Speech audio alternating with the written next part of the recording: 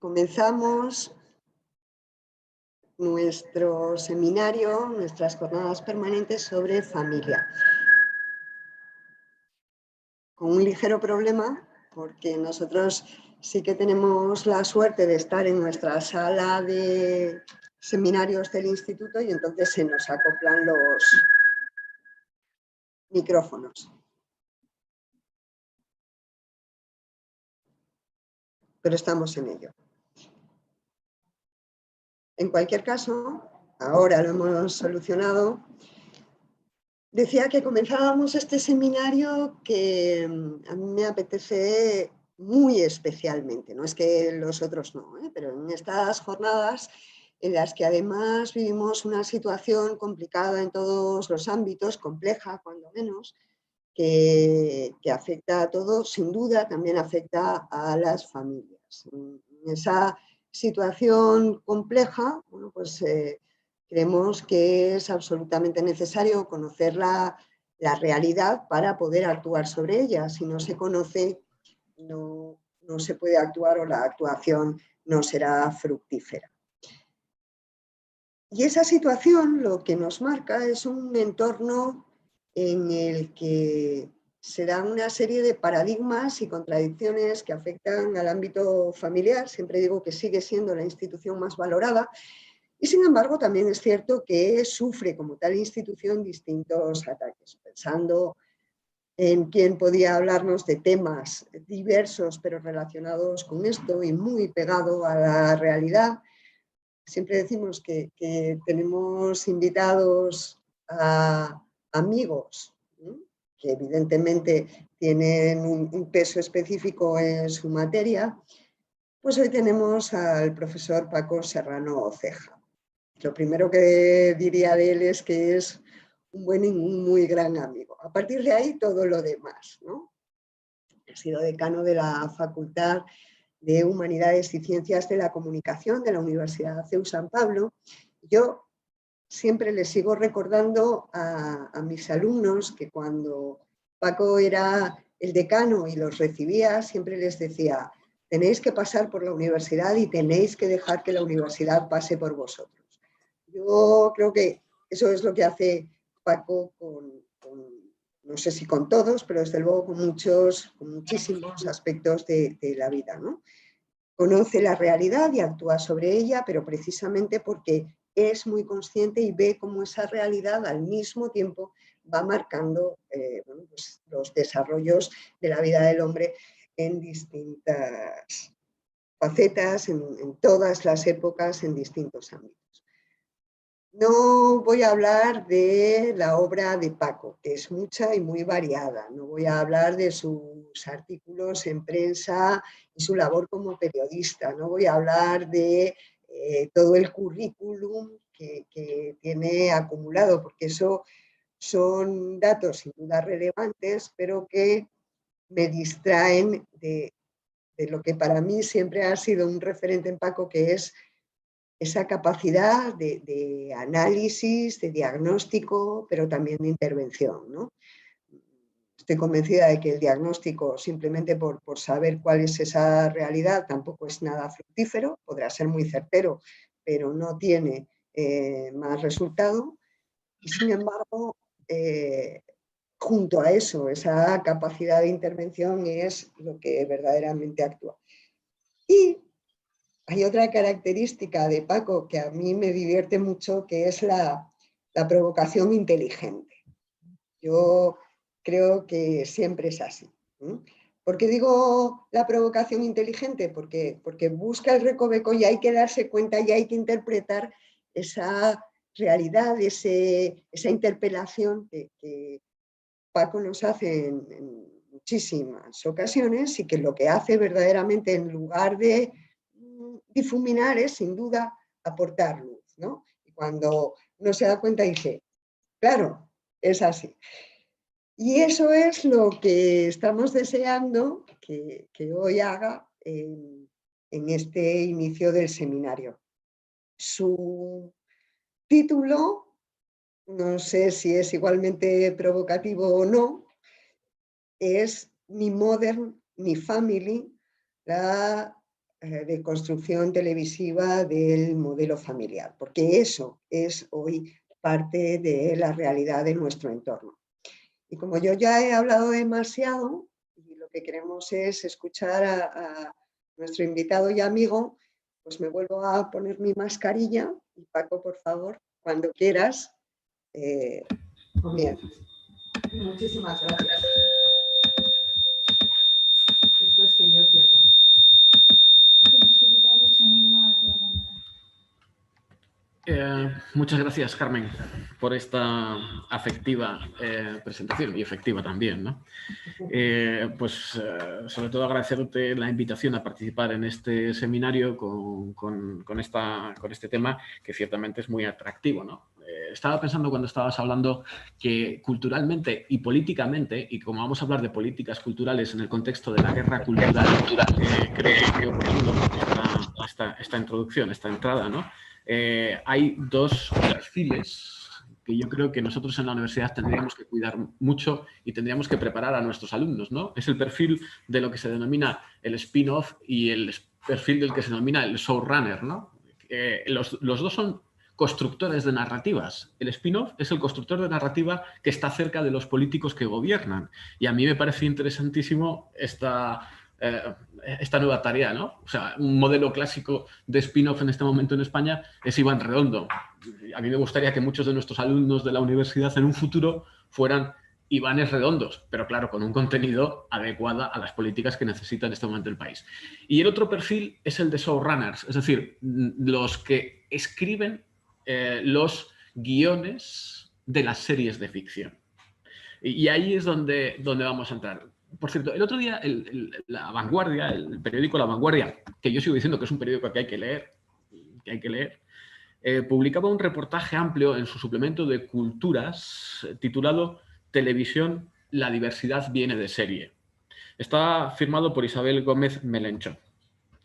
Arrancaba, lo digo porque es muy significativo este reportaje, que era el reportaje del ensayo principal del suplemento de hace dos sábados, porque el suplemento cultural de La Vanguardia de Culturas, muy interesante también, por cierto, se publica los sábados. Arrancaba de la siguiente forma, referida a la serie Away de Netflix.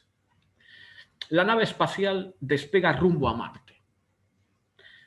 Vamos a ver al final quiénes son los marcianos en este momento de la historia, porque probablemente para muchos nosotros somos marcianos, pero me da la impresión que quienes están en Marte son ellos, ¿no? Hasta aquí el paréntesis. La nave espacial despegaba rumbo a Marte. Al frente, una mujer norteamericana como segundo, un cosmonauta ruso ya entrados en años. El resto de la tripulación la componen una científica china de orientación sexual lesbiana, un ingeniero indio y un biólogo africano de religión judía. La nave Benetton surca el espacio mientras caemos en la cuenta de que en otra serie sci-fi, o sea, de ciencia ficción de la misma plataforma, la capitana es también una mujer, su segundo una inteligencia artificial encarnada en un cuerpo masculino de raza negra, el doctor de la nave es transexual y el resto de la tripulación, cada uno a su aire. Este era el inicio del reportaje, que por cierto me recordaba a otra de mis series favoritas, y hoy voy a descubrir cuáles son las series, que es Altered Carbon, ¿no? Altered Carbon es una serie que recoge la épica clásica del héroe que busca la verdad, la justicia, en un mundo en el que lo que vale es la pila.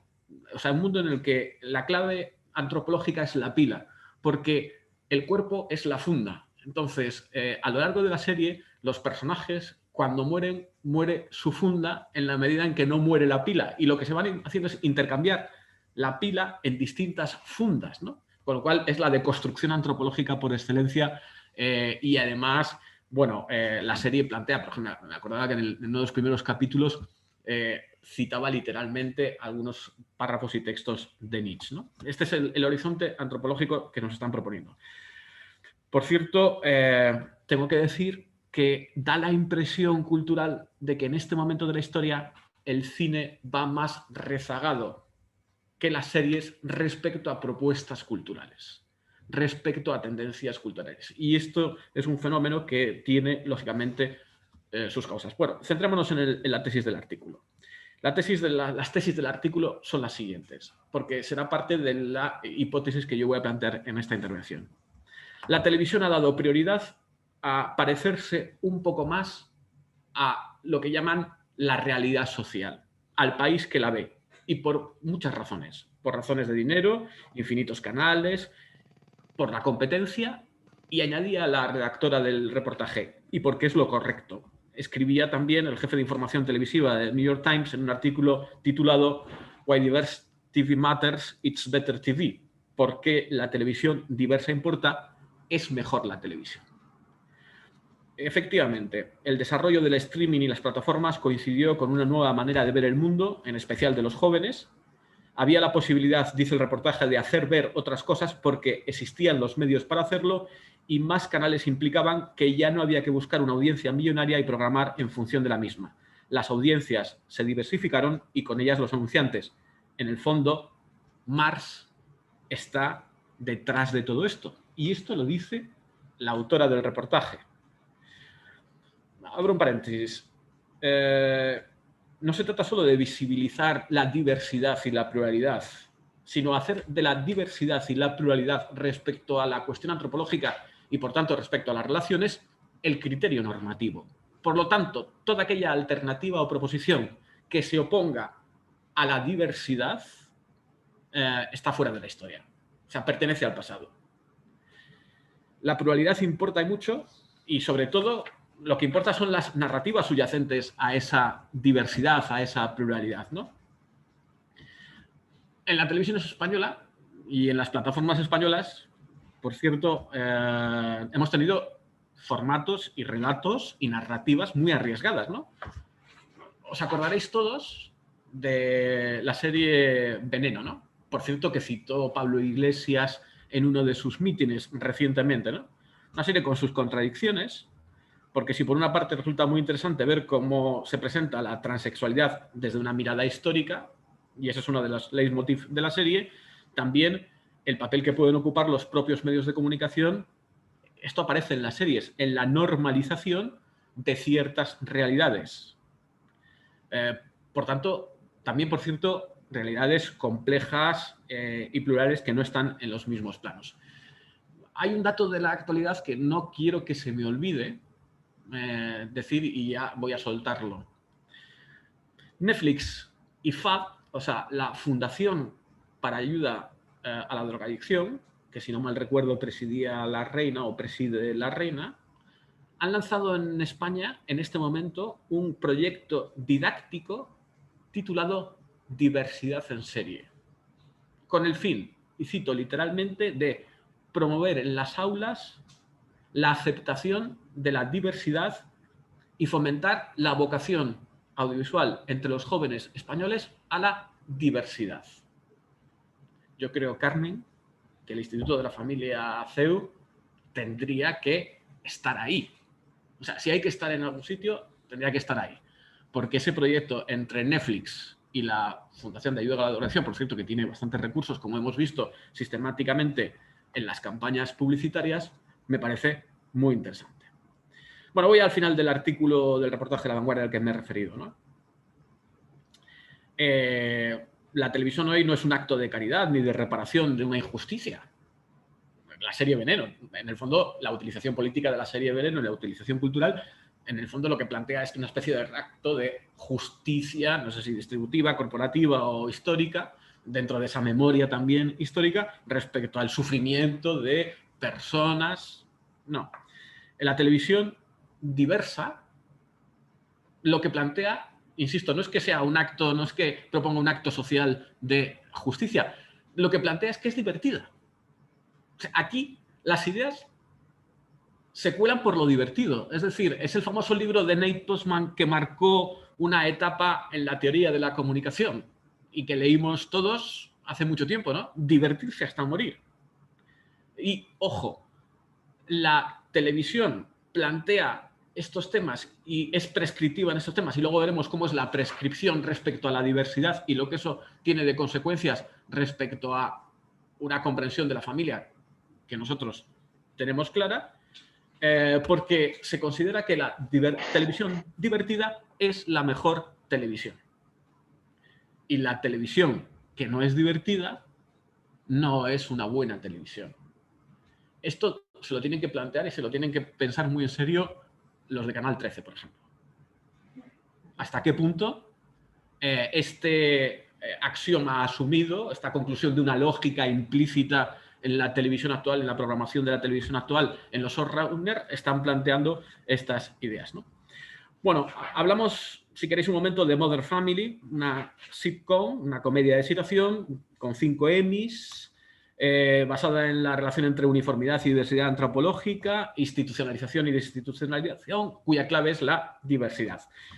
Para quienes no han seguido esta serie, en algún momento me referiré a ella, ¿no? Modern Family se centra en el extenso clan familiar formado por el patriarca Jay Pritzker y sus 2 hijos, Clary y Mitchell. Los 3 con sus respectivas parejas y los hijos que se han ido teniendo en sus relaciones presentes y anteriores. Cada una de las 3 parejas, la de Jay, Clary y Mitchell, tiene características diferenciadas, desde lo que se denomina la familia tradicional. A mí me parece que tener que añadir adjetivos a sustantivos implica que no estamos de acuerdo con lo que significa el sustantivo. Esto es una descripción de la obviedad.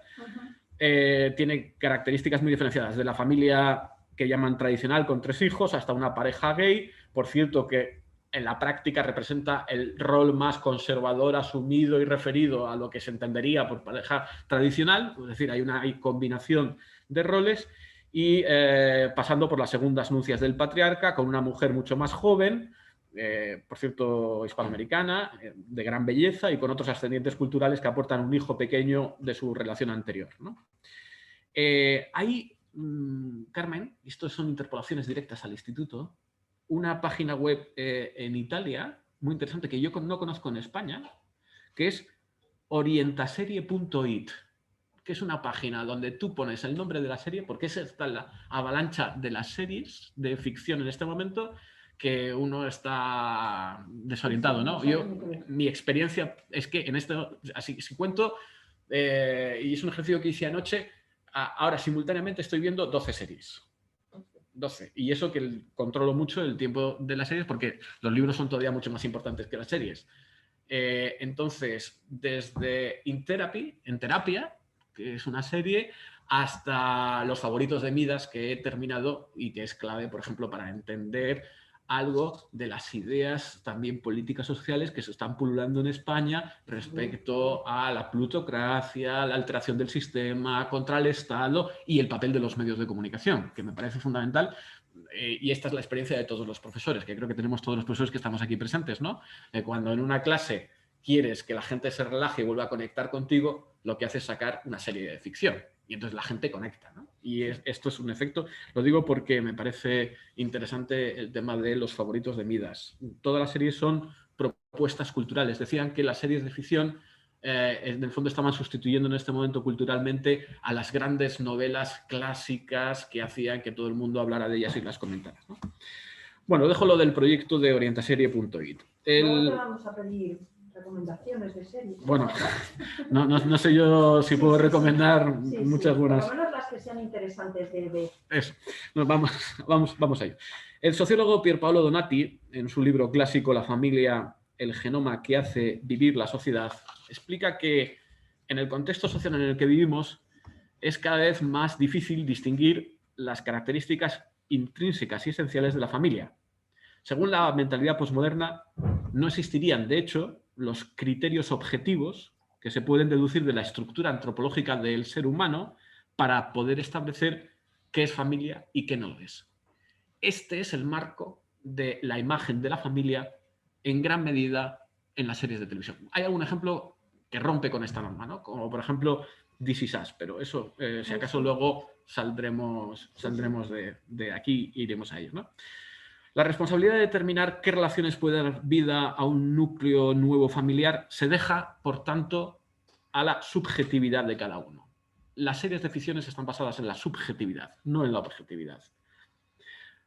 Para que determinadas relaciones interpersonales puedan merecer el apelativo de familia, será por tanto suficiente la voluntad individual de algunas personas de vivir como una familia junto a otros, basados en el sentimiento, o sea, otro de los fenómenos sociales que ya planteaba McIntyre, que es el emotivismo, junto a otros, vivir junto a otros, esa subjetividad que vive junto a otros, cuyos vínculos son afectivos entre sí, de dos o más sujetos, ¿no?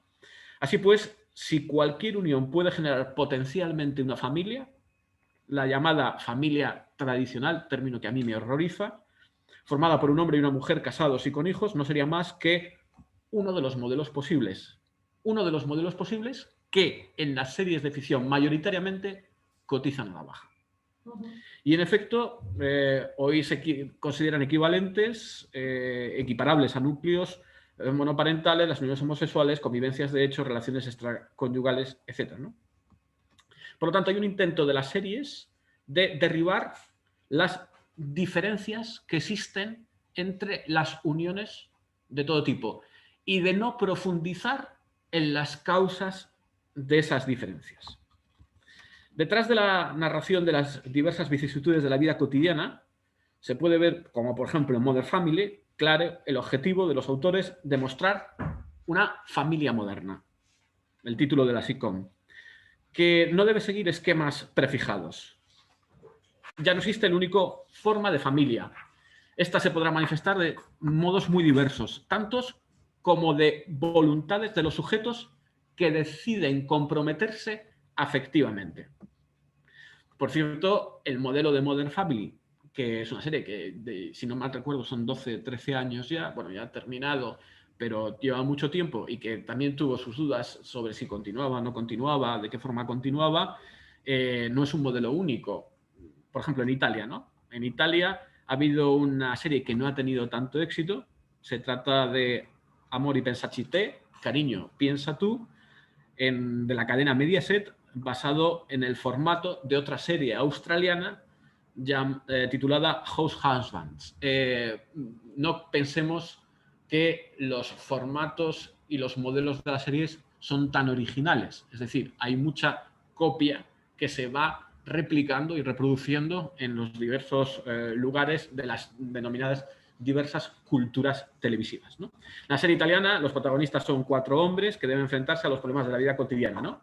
Luigi se autodefine como el clásico macho italiano que en casa no mueve un dedo, evita asumir ninguna responsabilidad en la gestión de los hijos, convive con Gemma, con la que tiene una niña, pero también tiene otras 2 niñas, fruto de uniones anteriores. Marcos está casado regularmente con Paola y tiene 2 niños, al contrario que Luigi se ocupa de la casa y de la familia para que Paola pueda sacar adelante su carrera profesional. Jacobo, futbolista conocido, divorciado, 3 hijos, pasado de crápula, su mujer se va con otro. Jacobo primero intenta recuperar a su mujer, pero se acaba enamorando de otra, esto le da más satisfacciones y intenta no perder el afecto de sus hijos. Y por último, Francesco, acompañado con un hombre, Tommaso. A ambos se les ha confiado la sobrina de Tommaso, hija de la hermana difunta, teniendo que enfrentarse a una suegra petulante y entrometida. Los dos parecen una pareja casada como otras e incluso marcan los roles más agudizados de lo que entenderemos por parejas tradicionales, por lo tanto estamos ya en la confusión, ¿no? Hay 2 aspectos, ya dejando al margen los ejemplos concretos a los que me quiero referir, que creo que son, digamos, las ideas principales de esta conversación con vosotros o con ustedes, ¿no? Primero, la cuestión de la autoridad social, ¿no? La autoridad social hoy se ha conferido a las series mediante el mecanismo de la transferencia de personalidad que los jóvenes desarrollan cuando las consumen. Vamos a hablar sobre la autoridad social de las teleseries. Ante la desorientación de los mayores, de los padres, por ejemplo, o su indiferencia ante los valores o su actitud permisiva, llamémoslo como queramos, ¿no? Los jóvenes hoy están concediendo más autoridad epistemológica y autoridad deontológica. O sea, la autoridad epistemológica es la autoridad referida a cómo debe ser la familia y a cómo es la familia, y la deontológica a cómo debe ser la familia, que su experiencia, probablemente. En la actual crisis de valores que afecta a la educación, escuelas que se limitan a instruir en vez de educar, familias que renuncian a una misión educativa, la ficción audiovisual, fundamentalmente las series de televisión, es la que dice cómo es la familia y cómo tiene que ser la familia, cómo deben ser las relaciones entre padres e hijos, qué grado de compromiso tienen unos y otros en el proyecto familiar. Más aún, dicen no solo cómo es, sino lo que está bien y lo que está mal. Qué deben hacer para alcanzar una vida plena, una vida feliz, y cómo deben entender las realidades básicas de lo humano. Por ejemplo, el noviazgo. Una de las series que estoy viendo, y es una serie antigua que llevaba mucho tiempo con ganas de ver, pero no había tenido tiempo, es Merlí. Y la estoy viendo, por cierto, no sé, es una curiosidad. Yo veo las series habitualmente en inglés con subtítulos en español, y en esto lo estoy viendo en catalán, con subtítulos en español. Una curiosidad, ¿no? Entonces, me parece que esta serie había que analizarla, entre otras razones porque es un profesor de filosofía. Tiene mucho de lo que estamos hablando y esta serie ha influido más. La primera tesis que yo conozco que analiza las series de ficción en el ámbito de la familia es de una compañera mía que se apellida Montero en la Universidad Pontificia de Salamanca, que estudió al salir de clase. O sea, fijaros cuánto tiempo llevamos ya con las series de ficción que plantean este tipo, con las sitcom, con las comedias de situación que plantean este tipo de cuestiones, ¿no? Bien, como hemos visto, hay series en las que la familia es un concepto aguado, pues está en continua descomposición y reconstrucción, y además está marcada por engaños y tradiciones. O sea, hay series en las que la imagen de la familia es una permanente superar obstáculos y superar tradiciones y trampas, ¿no? Otras en las que se nos presenta en paralelo los diferentes tipos de unión como si fueran todas igual y un concepto de familia extenso. Por lo tanto, la familia natural, y tengo que utilizar un adjetivo, y me cuesta mucho utilizar un adjetivo para denominar a la familia, que para muchos ni siquiera existe, esa unión estable entre un hombre y una mujer que se juran fidelidad y que se esfuerzan por educar juntos a la prole, incluso en el caso de que no sea totalmente barrida del mapa, con mucha frecuencia en las series de ficción es relegada o a un rincón o al pasado, ¿no? No olvidemos que el cine y la ficción televisiva tienen una enorme capacidad seductora. Y esta es la clave. O sea, el mecanismo no es otro que el de la seducción, que es del entretenimiento, ¿no? Las series de ficción nos transportan a otro mundo, nos invitan a soñar, nos hacen ver la realidad de otros modos, hasta nos hacen vivir otras vidas sin salir de nuestra habitación. Esta capacidad de fascinarnos, de evadirnos de nuestro mundo, de transportarnos a otros mundos, es un recurrente en la historia del cine, ¿no? Woody Allen, ¿no? En la película La rosa púrpura del Cairo, ¿no? Lo que hacía Cecilia Mia Farrow, ¿no? Este proceso de identificación suscitado por la trama, que lleva todo proceso de fascinación, acaba minimizando las diferencias en la escala de valores. Es decir, no solo el modelo de familia natural está en una parte arrinconado, no solo pertenece al pasado, sino que las diferencias son minimizadas. O sea, ya no hay diferencia entre una familia, vamos a llamarla natural, con otro modelo de familia, ¿no? Si el protagonista, por ejemplo, es infiel a su mujer, pero la historia justifica esa infidelidad por un sentimiento verdadero, o si miente para conseguir escapar y así llevar a cabo un proyecto en favor de los demás. Es decir, estos detalles que minimizan la diferencia después engrandecen lo que queremos transmitir. Esto activa también el mecanismo de proyección. Hay una transferencia de personalidad, popularmente conocida como identificación. Resulta especialmente fuerte cuando hay previa sintonía con el protagonista. Una de las cuestiones que tendríamos que analizar es cómo determinados protagonistas, determinados actores son protagonistas en determinados roles de determinadas series, haciendo funciones complementarias, no en la serie en concreto, sino respecto a las series anteriores. Esta es una cuestión que me parece interesante, ¿no? Bueno, una cosa está clara. La autoridad social de las teleseries y este otro fenómeno de la transferencia de personalidad con personajes carismáticos se ven fuertemente atenuadas y matizadas cuando los padres han sabido ganarse el cariño y la autoridad de sus hijos, ¿no? Y yo creo que ahí tenemos un problema, ¿no?, en la educación respecto a la familia y respecto a las series. El problema es que las series ya no están en las televisiones, esto es una experiencia común de todos, sino que las series están en los bolsillos. Es decir, las series están en el smartphone, no están en las televisiones. Por lo tanto, ya no hay lugares para ver la televisión. Hemos integrado en nuestra vida la televisión con nosotros, las series con nosotros, las plataformas en streaming con nosotros.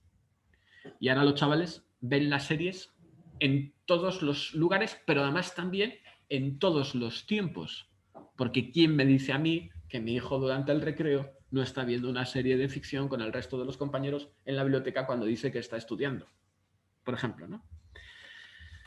Ojo, Netflix, y voy a referirme a Netflix, y yo creo que voy ya terminando, no se propone como un modelo educativo, sino como una plataforma que transmite mensajes a menudo evidentemente distorsionados por la realidad, creando una cultura de masas. El problema de fondo de Netflix, que lo vemos como un producto de consumo, una plataforma de streaming, por cierto, en un futuro, o sea, la forma de ver televisión que tenemos ahora va a dejar de existir. Y como ocurre en los medios de comunicación muchas veces, sabemos qué es lo que muere, pero no sabemos qué es lo que va a venir, porque los medios son autorreferenciales, constantemente se están reinventando para dar una respuesta. Por lo tanto, tenemos intuición de cómo va a ser el futuro del consumo de la televisión, pero evidentemente no se ha formalizado ni se ha cristalizado el modelo, ¿no? Ted Sarandos, que fue responsable de contenidos de Netflix, decía lo siguiente no hace mucho: observamos cómo y cuánto mira el público en un determinado producto. Es decir, la clave de Netflix no está solo en esta propuesta cultural. La clave de Netflix está en el algoritmo. Han juntado el algoritmo con la propuesta cultural. ¿Qué quiere decir esto? Ya sea que los críticos lo entiendan o no, decía Ted Sarandos, estamos hablando de un grupo de medios sociales influyente que habla a un pequeño nicho, a una audiencia seleccionada, que tiene poco que ver con la audiencia generalista de todo el mundo, porque además la mezcla de propuesta cultural con algoritmo está hecha en un mensaje que todos implícitamente referimos cuando consumimos una de estas plataformas. Me da lo mismo que sea Netflix, HBO, Movistar Plus, me da lo mismo. Que es que todo esto lo hemos preparado para ti. Porque la impresión que tenemos es que nos ofrecen lo que nosotros necesitamos y queremos ver. Es más, está tan personalizado que si os fijáis, no sé si habéis hecho comparativas en las plataformas en casa respecto a cuáles son las imágenes de los fotogramas con las que anuncian las series en función de los perfiles de cada uno de los miembros de casa que consumen las series. Y son distintos. O sea, las fotos que a mí me presentan para ver una serie no son las mismas que presentan a mis hijos. Todo esto es producto del algoritmo. Por lo tanto, dime lo que quieres y te daré la serie para ti. ¿Esto qué es? Ahogamiento cultural, invasión cultural, incapacidad para discernir, aprecio de la persona, del individualismo, del subjetivismo. Ese es el gran riesgo. Estamos creando una generación entera que no sabe muy bien cómo crear un ideal de vida porque espera a que alguien ese ideal se lo ponga bajo sus ojos. Este es uno de los problemas fundamentales. Es, por tanto, apropiado saber ver la serie de televisión con ojos críticos sin caer en esa sed de curiosidad, sin caer prisioneros del próximo día. Yo creo que el problema para esta propuesta que debemos hacer de nuestra comprensión de la familia en el contexto de la guerra cultural ya empieza a ser un problema de libertad a la hora de capacidad de proponer nuestra comprensión de la familia, ¿no? Y además generando expectativas sistemáticamente, porque si hay algo que crea adicción son las series. Impulsividad. O sea, tengo que terminar de ver las series. Yo tengo, en mi experiencia práctica, yo tengo una norma. Yo nunca hago maratón de series.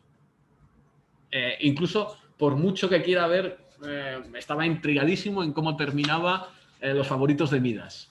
Entonces, entre otras cosas, porque como tengo controlado también el tiempo de ver y los veo, Bueno, espero a la semana que viene. Esto ocurre, forma parte de la tesis personal, ¿no? Si cuando uno tiene muchas ganas de comprar un libro, yo siempre espero al menos 15 días.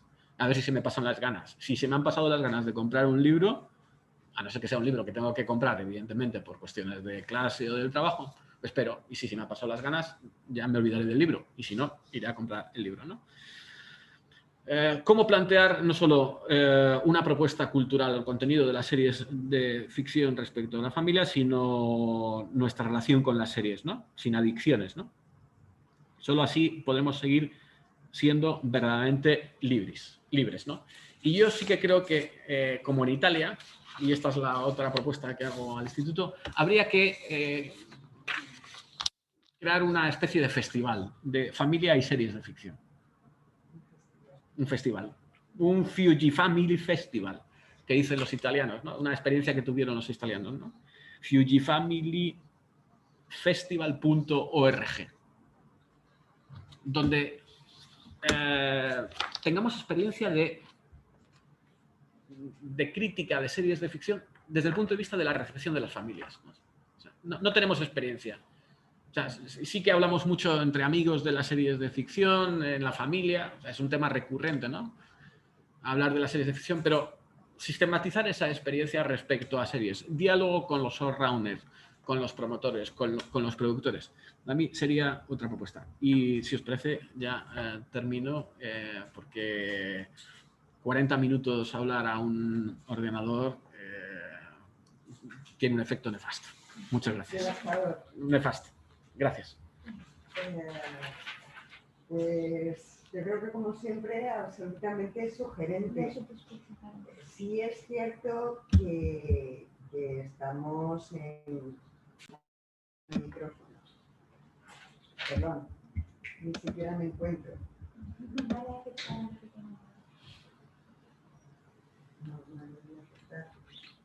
Si hablamos desde aquí a Ya. 50 kilómetros, los escuchan regular.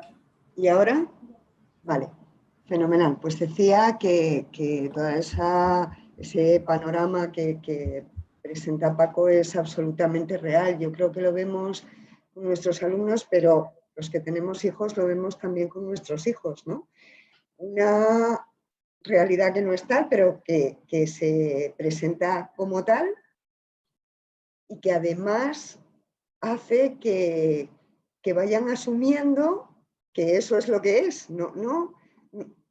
Ni siquiera no es lo que deba ser, sino que eso es lo que es y no lo que realmente es, lo cual es complicadísimo. Sin embargo, aparte de todas estas sugerencias que he ido apuntando, como has visto, hay una cosa, dos, y enseguida damos la palabra, y además sonríe Lisa, que la estoy viendo. Tengo que decir que efectivamente tenemos una audiencia internacional, porque nuestros amigos y compañeros de Puerto Rico también lo son. Decía que dos cosas me planteaban. Una, esa alteración de los modelos y cómo va calando, y cuando tú decías diversidad, que es un término que hoy se utiliza para todo, aunque en este contexto es una diversidad muy concreta, y eso genera, especialmente en las nuevas generaciones, la incomprensión de por qué no todo es así, ¿no? Y sin embargo, yo siempre insisto en que modelos no son realidades existentes. Realidades existentes hay pues casi tantas como familias. Hombre, eso me parece un poco excesivo, pero el modelo es algo a imitar. No por adjetivar, pero sí es cierto que tú quieres imitar, teóricamente quieres imitarlo mejor. La cuestión es que te presenten todo como lo mejor y todo es indiferente, cosa muy propia, por otra parte, de una sociedad en la que predomina, por una parte, el relativismo, pero el emotivismo y ese subjetivismo que nos has mencionado como guía, ¿no? Como esto es lo que debe ser. Esta era una. Y luego me sigue chocando esa identificación, que es absolutamente palpable, pero que al mismo tiempo distorsiona de una gran con muchísimas facetas distorsiona la realidad que se vive. Hasta ahora tú te identificabas con un personaje que era absolutamente ficticio, que sabías que no, pero esa identificación era porque era el mejor que caía, el que... Hoy no. Esa identificación pasa a formar parte del deseo de lo que se quiere ser realmente. Y también tiene efectos, iba a decir devastadores, no sé si devastadores o no, pero desde luego muy tremendos, ¿no?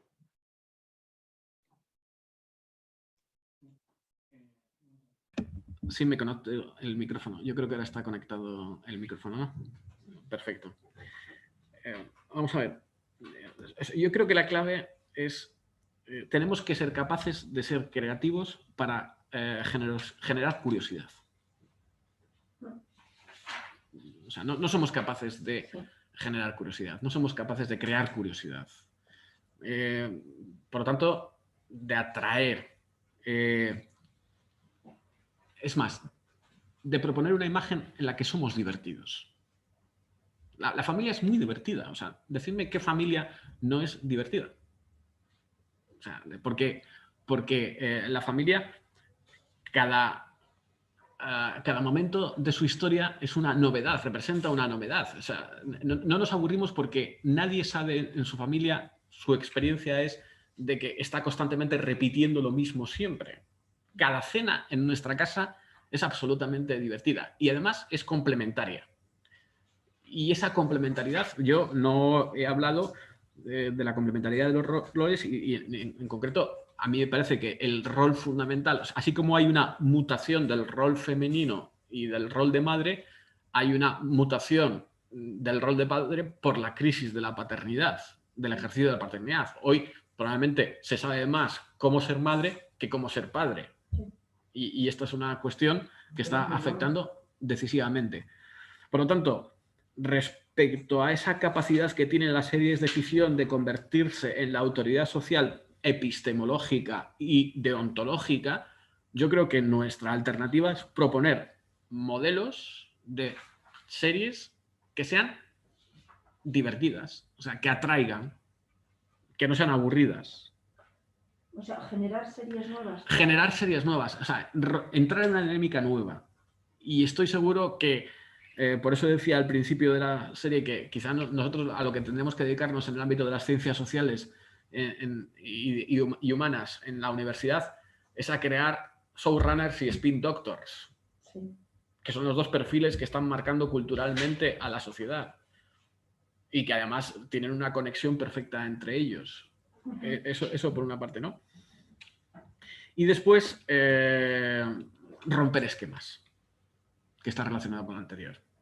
O sea, yo no he visto una serie, hablamos antes de This Is Us, Sí.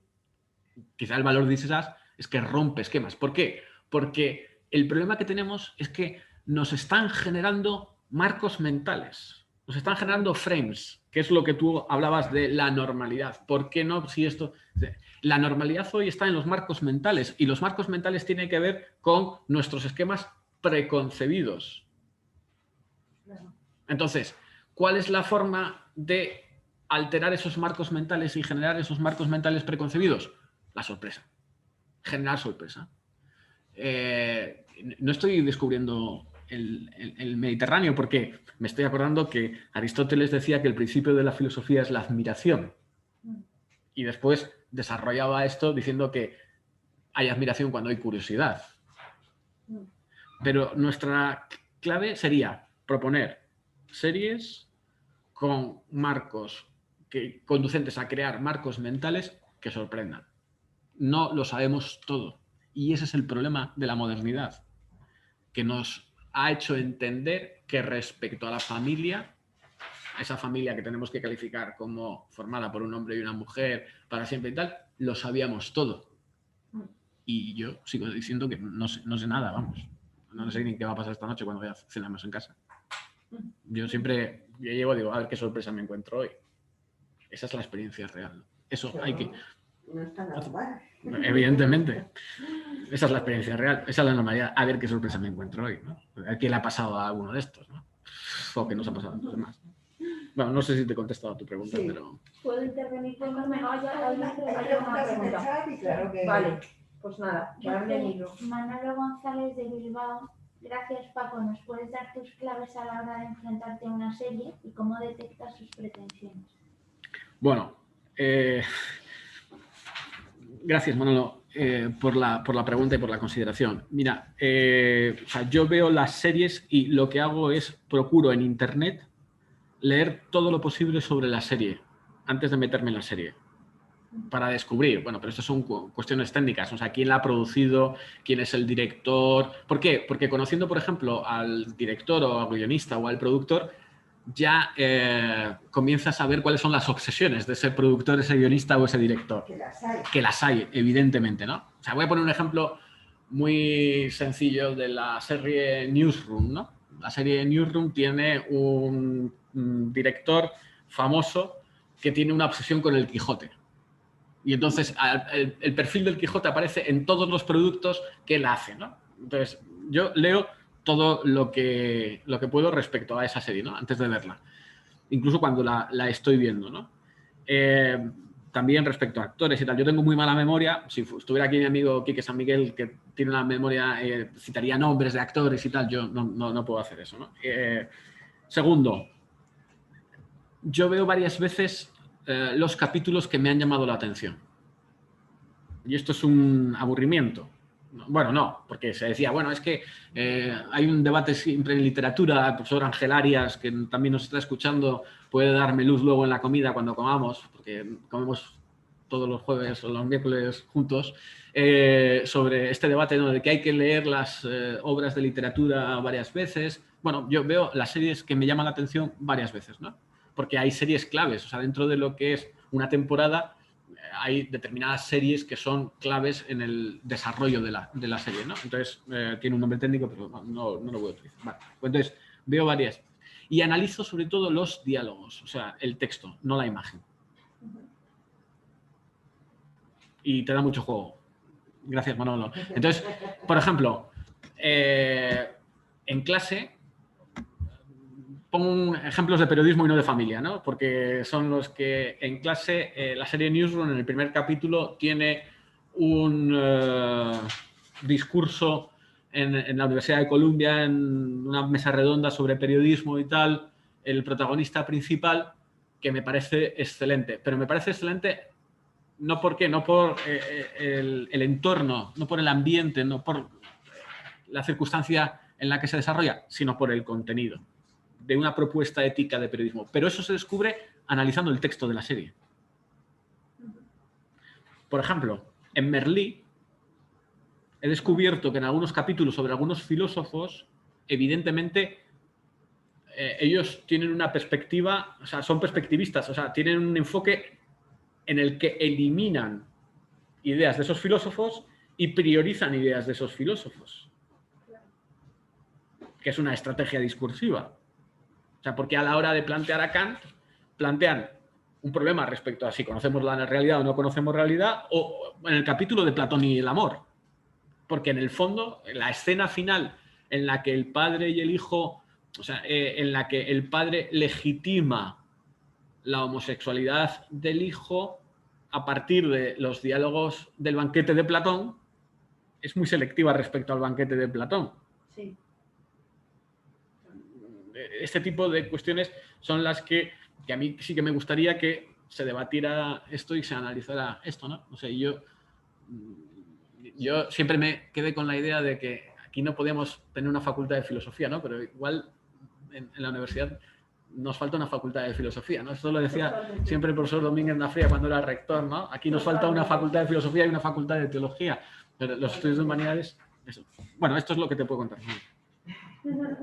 Totalmente. Pues nada, Paco, yo darte las gracias por estar aquí en nuestro instituto y decirte que me ha resultado interesantísimo lo que has dicho, pero de verdad, o sea, has puesto como palabras a cosas que vamos todos captando, ¿no? A mí me ha pasado de estar viendo series en familia y de repente ves ya el toque de lo políticamente correcto en muchas series que, por ejemplo, tienes que dejar de ver en familia porque a lo mejor tienes unos hijos con una edad que todavía algunos de ellos no tienen criterio para poderlo ver, o tomas la decisión de que si lo sigues viendo con ellos, les das el criterio para que lo vean, ¿no? Por ejemplo, nos ha pasado con Ana de las Tejas Verdes, en su versión más moderna, que es una obra de literatura, que es una delicadeza, y la niña, pues bueno, va tomando cómo van haciendo esa perspectiva, o yo que sé, The Good Doctor, series que de repente, pues ves cómo, o sea, que es que el análisis me parece interesantísimo. Venimos viendo estos últimos años verdaderamente cómo van integrando la diversidad. Además, yo que me he metido un poquito en el tema del género, es un tema que ya me había llamado la atención y que cada vez vas viendo series como series buenas, incluso This Is Us, que me gusta muchísimo This Is Us, y me gustaría poder hablar contigo de esa serie. De repente ves también cómo lo meten y dices, ya parecía que ya le hemos fastidiado, ¿no?, en ese tema, y cómo debemos estar los padres y educadores muy atentos, porque es que hay un consumo de series que yo mismo estos días lo pensaba, que si te despistas, como dices tú, lo tenemos en el bolsillo y tenemos a nuestros hijos o nuestros alumnos con un iPad y en un ordenador y no sabemos qué están viendo. Yo es que me hacía esta reflexión en casa, decir, cuidado, ¿qué están viendo? Porque tenemos que hacer una propuesta de serie familiar, o de, aunque no sea la mejor del mundo, verla juntos y dar un criterio. Si ya tienen 16 años o tienen, ¿no? Me gustaría que me dijeras algunas que como que no nos podemos perder, o alguna recomendación. Y luego, que me llamó mucho la atención, en la serie de Juego de Tronos, que no la he seguido entera, seguí un poquito, pero una entrevista que le hacían al guionista, le decían, es que claro, es chocante de la serie que tú te tiendes a identificar con uno de los personajes y le matan. Generalmente, si quieres identificarte con uno que te parece más noble o más leal, a lo mejor ya estás muerto tú, porque enseguida se muere, ¿no? Es decir, ¿quiénes son los buenos y los malos de la serie?, le preguntaron. Y le dijo, el malo es el hombre, ¿no? En esa serie, al final, no acaba viendo, pero que es que verdaderamente están siendo educadoras. O sea, que es que la tesis que dices me parece interesantísimo. El malo es el ser humano, no hay nadie de que te puedan fiar. Y esto lo están viendo nuestros jóvenes, eso sería antropológicamente, pero el tema de la familia me parece interesantísimo, y habría muchas que es que podríamos analizar, y es un trabajo, Carmen, que lo habíamos nosotros, lo tenemos como Instituto de la Familia. Yo lo tengo hablado un poco con Elena Cebrián, de ponernos, porque habría muchísimas para analizar, antropológicamente, la familia, el modelo que presentan, el padre, la madre. This Is Us me interesa muchísimo, y era una propuesta que había hablado con Elena, y en fin, que me parece de verdad interesantísimo lo que has dicho, para poner ese punto de atención para nuestros alumnos, para generar una capacidad crítica para nuestros hijos.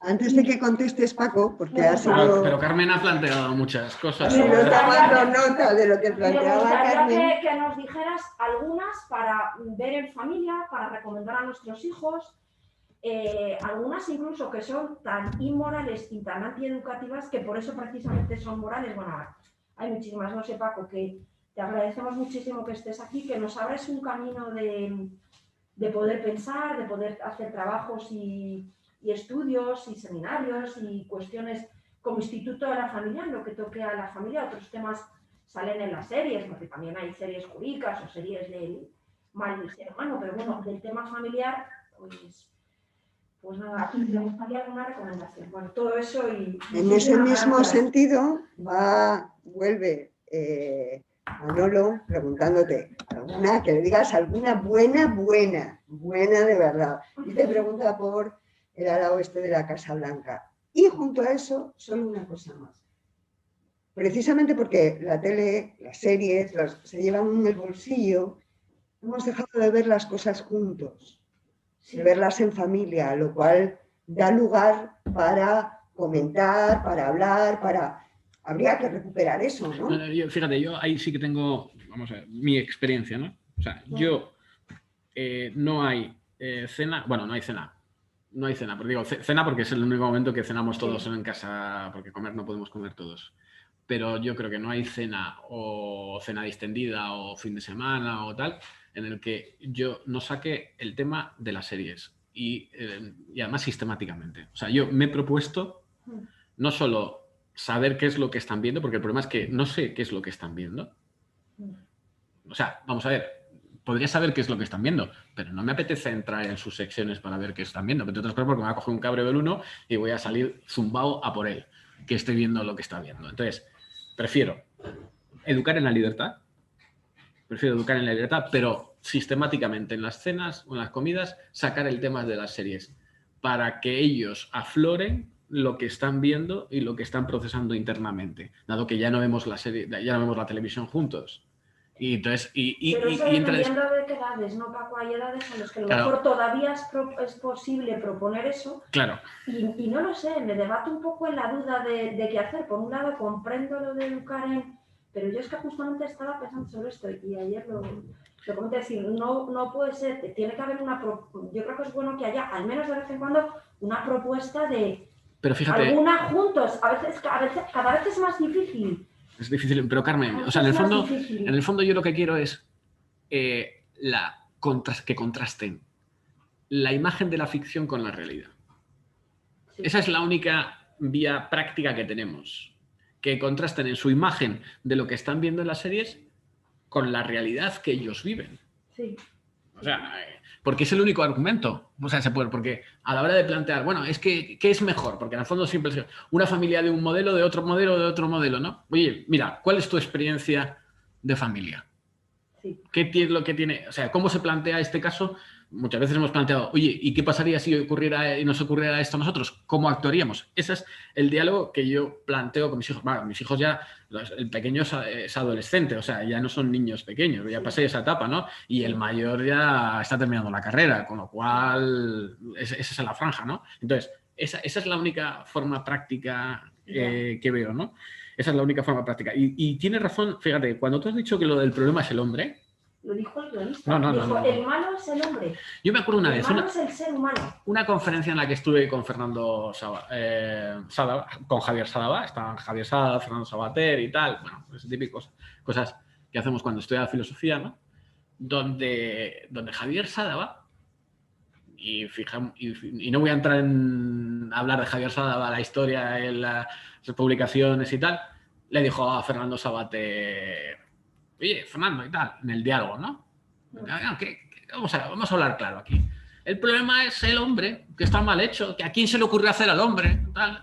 Si es que nos dejó un marrón y tal. El problema es el hombre. Claro que el problema es el hombre.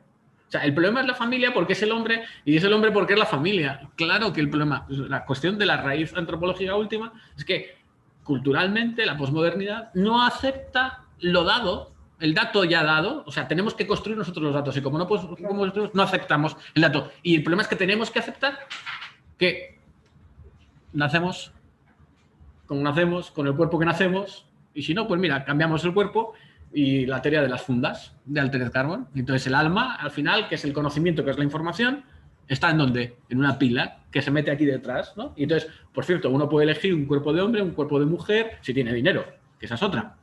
Porque está aquí puro marxismo todo, ¿no? Esa es la cuestión, ¿no? Claro que el problema es el hombre.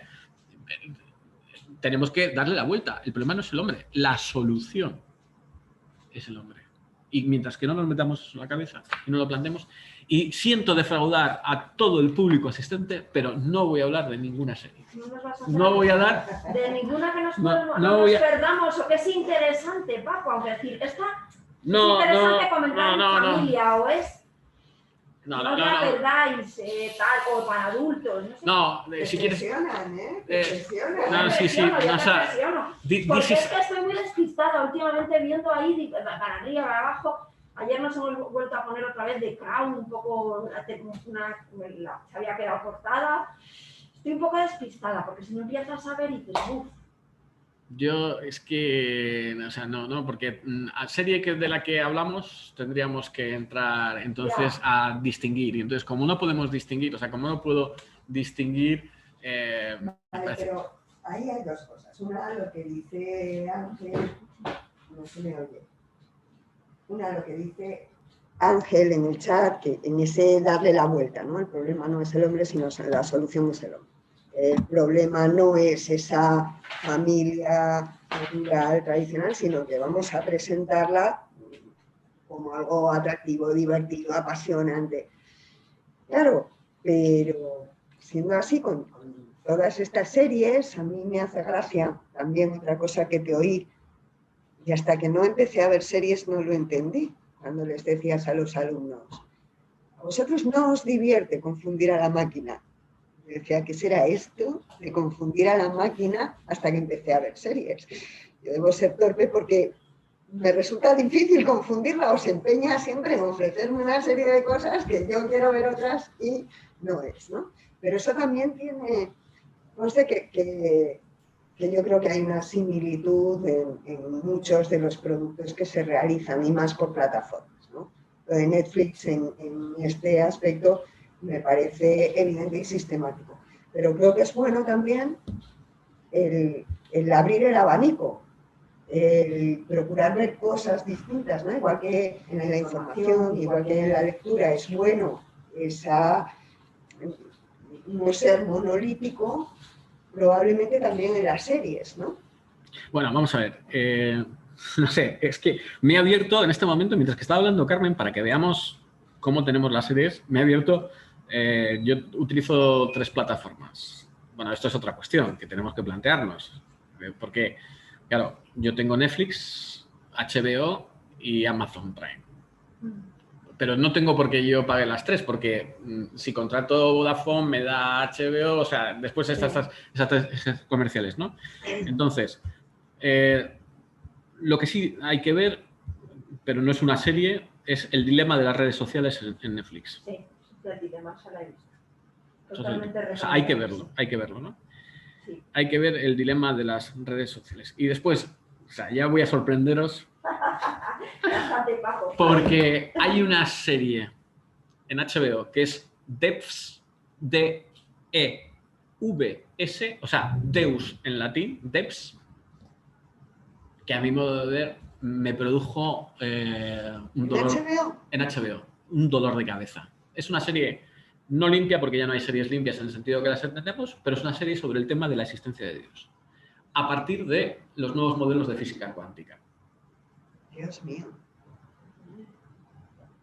Y junto con esa trama de fondo, porque es, bueno, es el MIT. El MIT es un proyecto de investigación y lo que plantea es el tema del sentido de lo humano y del sentido de Dios en la historia a partir del desarrollo. Y es que no quiero entrar más y contarla. Este es el modelo de serie que a mí me gustaría debatir. No tiene nada que ver con la familia. Bueno, sí tiene que ver con la familia porque está la relación entre los 2 jóvenes científicos, el tema, bueno, aparece de todo, hasta el tema de la muerte y tal, y la centralidad de el recurso de la historia, del pasado, la relación entre el presente y el pasado a partir del desarrollo de la física cuántica. Alucinante. Bueno, yo lo dejo ahí, ¿no? O sea, no tiene nada que ver con la familia, pero os lo dejo ahí. Bueno, si queréis hablamos de los modelos de familia en Suburra. Pero eso es otra historia. ¿En cuál? En Suburra. Suburra. Los barrios periféricos romanos. Pero eso es una serie para mayores. Entre otras cosas porque aparece el tema del Vaticano, Roma, las familias en culturas, en concreto gitanas. Bueno, curioso. Paco, hay una que no sé si habrás visto que nos dejó sorprendida de amistad. Two Detectives. Hombre, vamos a ver. El final de los 2 primeros de la trama, después de una cosa truculenta y horrenda, hay un capítulo final que apunta ¿lo recuerdas? Yo soy fanático de True Detective y sobre todo, pero soy fanático de la primera temporada de True Detective. O sea, el diálogo final. El diálogo final y un diálogo que mantienen en el primer capítulo los 2 policías en el coche. Por favor, Totalmente de acuerdo. Que está relacionado con otra escena de la película, que es un monólogo interior, digamos, de la serie del policía en su cama bajo un crucifijo. ¿Hablas de la primera temporada? Habla de la primera temporada. O sea, True Detective es una serie que me parece impresionante. El capítulo final de los 2 mirando el cielo estrellado, Paco. Que apunta al sentido religioso. Dices, ¿este guionista quién es? Mira, Carmen está diciendo una cosa que yo no he entendido nunca y además a mí me gustaría hacer. O sea, habría que dar clase de antropología a partir de todas las sesiones de clase, debatir como si fuera el estudio de caso de un capítulo de una serie, un fragmento de una serie o un episodio de una serie. Porque hay para todo. Es que, Paco, tú que me has lanzado un guante, yo te diré que llevamos tiempo pensando aquí cómo organizar la posibilidad de, no un cineforum, pero sí ver entre varios, pues no sé si alumnos, profesores, gente que quiera, más que películas, series o partes, uno va viendo la serie, pero seleccionamos algunos, y hacer comentarios y visionados de las series. Tú me has dicho que me lanzabas guantes, yo te anuncio que una de las cosas que es cierto que le vamos dando vueltas y que sin duda no es que querríamos, es que tendríamos que contar contigo, sería esta, ¿no? Perfecto. Cuando recuperemos nuestra vida universitaria, efectivamente. razonable, ¿verdad? Pero ver Deus, que os va a rayar, como dicen los chavales, os va a rayar bastante. Yo iba a terminar, pero hay más preguntas, Lucía. Fernando Lostao pregunta, ¿y de series documentales qué nos cuentas? Pues esa social, ¿no? Yo, Fernando... Ya he dicho al principio. Social Dilema. Social Dilema es el dilema de las redes sociales, es una serie documental que hay que ver. Bueno, yo ahora estoy viendo series sobre sectas, documentales sobre sectas, porque es un tema que ahora tengo en la cabeza, ¿no? Pero bueno, no, es que no voy a recomendarla porque además todas las sectas tienen, ya sabéis, mecanismos psicológicos, está el tema sexual, o sea, pero me llama la atención esta cuestión porque estoy viendo series documentales sobre sectas.